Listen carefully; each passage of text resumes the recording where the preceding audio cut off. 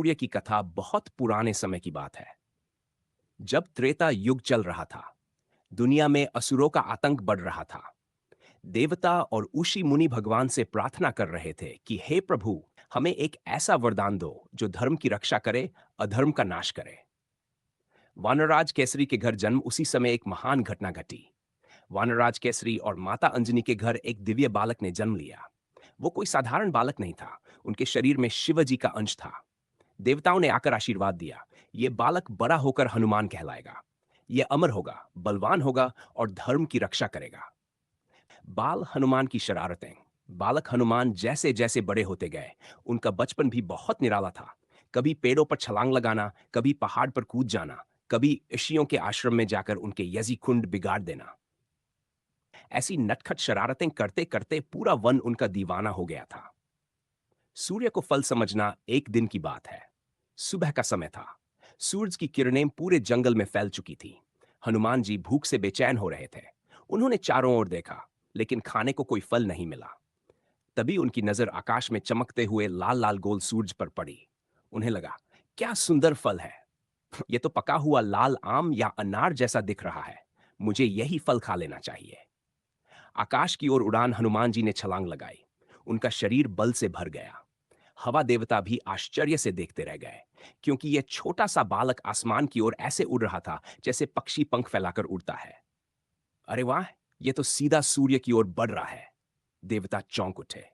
सूर्य देव घबराए। सूर्य देव ने देखा, एक नन्हा सा वानर बालक पूरी गति से उनकी ओर चला आ रहा है। वो सोचने लगे, अगर यह सच में मुझे पकड़ लिया तो इसका शरीर जलकर भस्म हो जाएगा।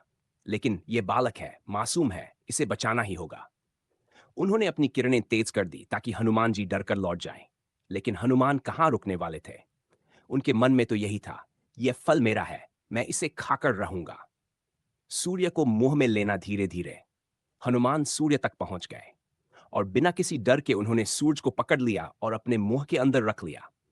अचानक पूरा ब्रह्मांड अंधकार में डूब गया। न दिन रहा, न उजाला। धरती पर हाहाकार मच गया। देवता घबरा गए। अरे ये क्या हो गया। अगर सूर्य ही नहीं रहेगा तो सृष्टि का संतुलन बिगड़ जाएगा। इंद्र का प्रकोप। इंद्रदेव ने देखा कि सूर्य गायब हो गया है। उन्होंने तुरंत अपनी वज्र की गदा उठाई और हनुमान जी पर प्रहार कर दिया। वज्र उनके जबड़े पर लगा और बालक बेहोश होकर गिर पड़े। ये देख माता अंजनी रोने लगी। पूरे वन में शोक फैल गया। वायुदेव का क्रोध। लेकिन हनुमान जी के पिता वायुदेव बहुत क्रोधित हो गए। उन्होंने कहा, अगर मेरे पुत्र को कष्ट पहुंचा तो मैं प्राण वायु रोक दूंगा। बस जैसे ही वायुदेव ने सांस रोक ली, पूरी पृथ्वी पर प्रलय सा छा गया। नन आदमी सांस ले पाया, नन जानवर। देवता भी बेचैन हो उठे। देवताओं का हस्तक्षेप। सभी देवता तुरंत ब्रह्मा जी के पास पहुंचे।